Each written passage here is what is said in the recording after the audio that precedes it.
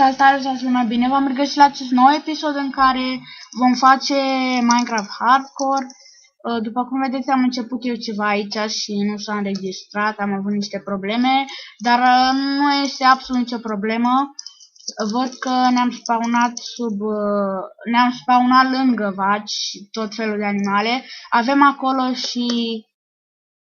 acolo și o peșteră, deci ne-am spawnat bine. Da.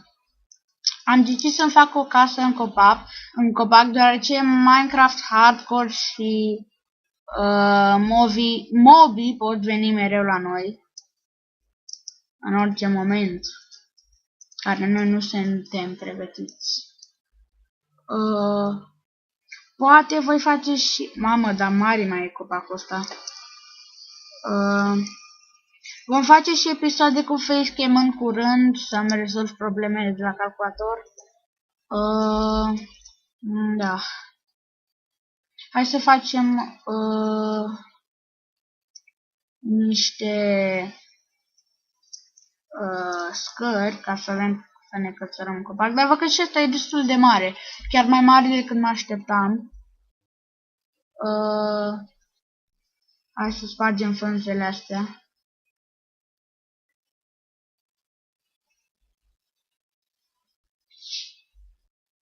Când vom avea... Deci aceasta e o casă inițială, cam așa fac pe Minecraft Hardcore. Întâi voi face casă inițială și de-abia după ce voi avea tot felul de armuri și de-astea, full iron sau chiar diamond, mă voi instala pe o casă pe sol, nu un copac, sau poate voi rămâne așa, nu știu, vedem. Va trebui să spargem... Mamă, da, ce mare e. Au. Hai totuși să punem aici.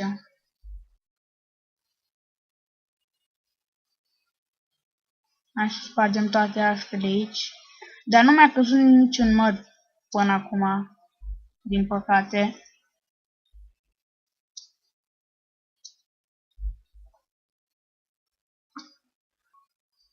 Așa, scuzați pauza.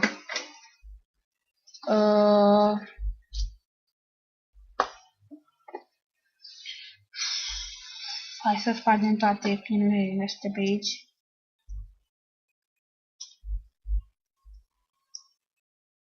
Așa.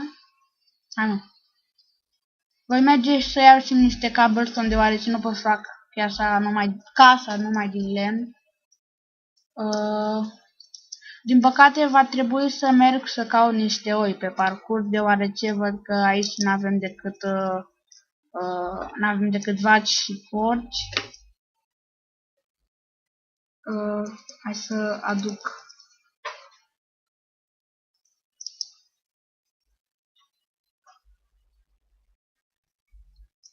Ar trebui să aduc acest... Și trebuie să fac un furniț neapărat. Așa că hai să facem un pickaxe. Așa.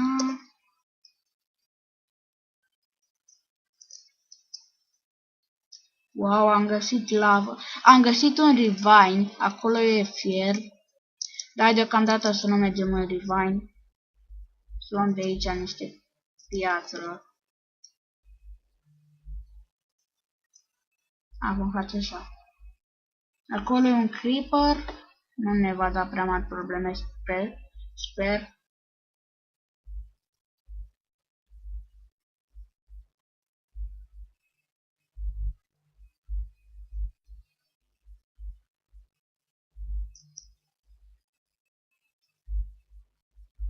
Așa.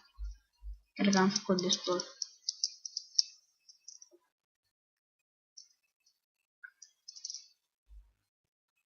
Baca aia s-a cățărat în copac, what the fuck.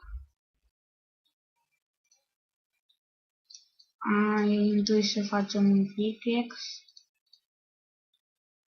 Așa.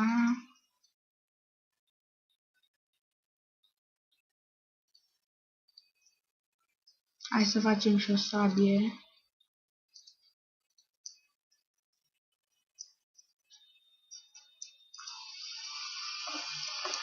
Așa.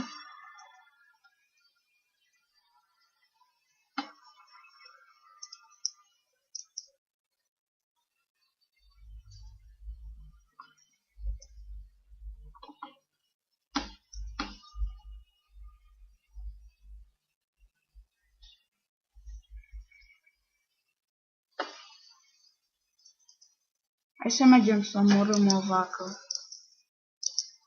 Alai, domnule. Îmi pare rău de tine, vacă. Nu. Domnule. Domnule. Așa, mulțumesc. Bun. Am luat și o bucată de letter, sau cum se spune.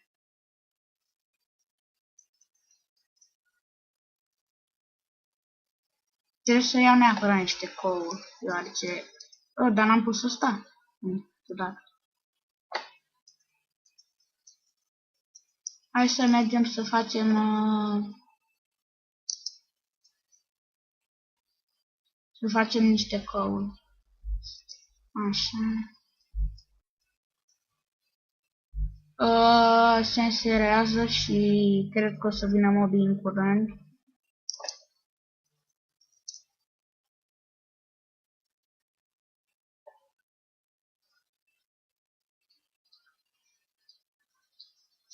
Așa. Între timp, astea mai puține.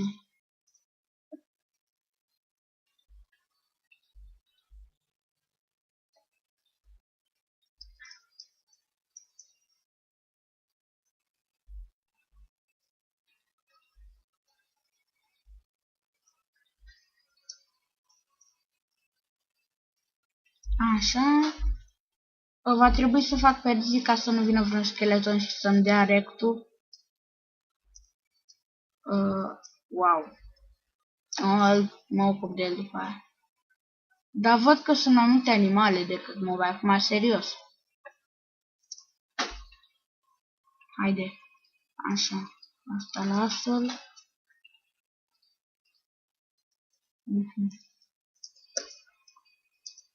Deja mi s-au dus 4 din astea de copănele astea. Dar văd că nu prea vin mob la mine, ceea ce e destul de bine. Mai multe vaci. Sunt foarte multe vaci. O să-mi fac o fermă și o să le înmulțesc. Ia stai. Nu. Video settings. Ia. Așa. Acolo e un creeper în munții aia. Anul bun. Hai să facem un chest ca să, dacă murim, să măcar să avem resursele aici. Astea.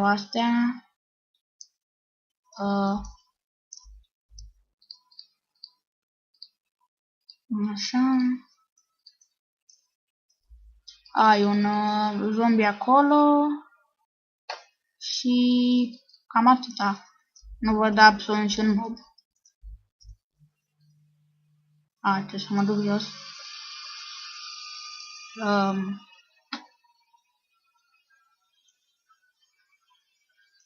Hai să avem sabia la îndemână.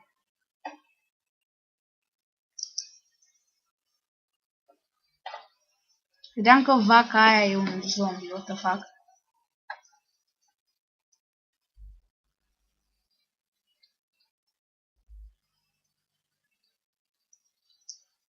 Asta ar fi fost foarte ciudat.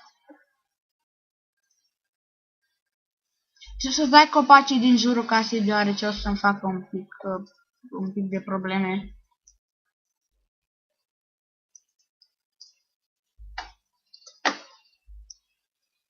Așa. Cred că aceasta va fi camera principală. Filmăm deja de vreo 10 minute.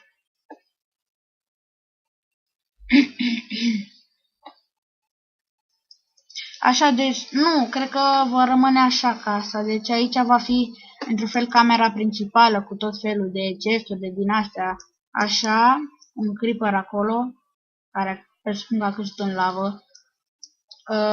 Aici va fi o ușă. Ia stai, să iau. Deci aici va fi o ușă și vor fi mai multe camere, de exemplu de enchanturi, de tot felul de din astea. Sper că voi ajunge la performanța de a intra în Nether. Cred că voi face asta din cobblestone, ca să iasă mai frumoasă.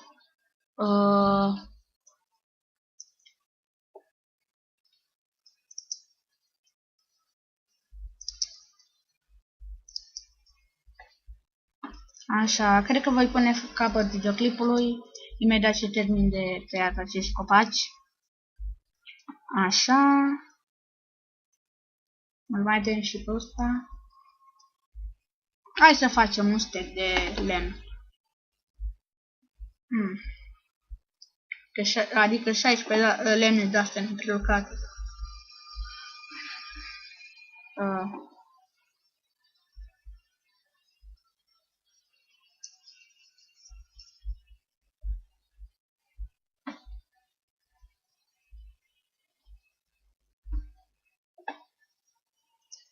Încă una.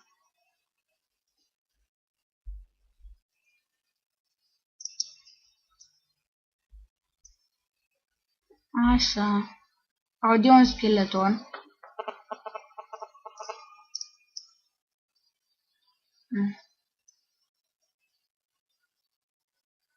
Acolo e un creeper care nu prea avem treabă. Un porc acolo. Nimic altceva.